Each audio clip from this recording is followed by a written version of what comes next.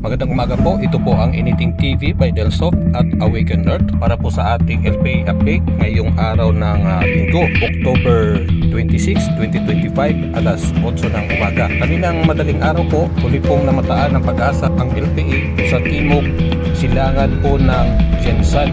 At ngayong alas 8 ng umaga ay nandito na po ang LPA sa Surigao del Sur.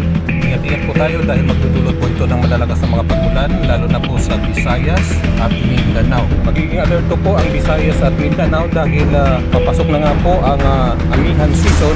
Hindi na po siya northeasterly wind flow, no? Next week po, bababa na po ito sa extreme northern Luzon at nagparamdam na nga po ang LPA dito sa may Mindanao. Ibig sabihin, mas madalas na po dadaan ng mga bagyo sa southern Luzon, Visayas at Mindanao. Kaya naman po mag-follow dito sa ating Facebook account or mag-subscribe sa ating YouTube para po sa mga latest updates.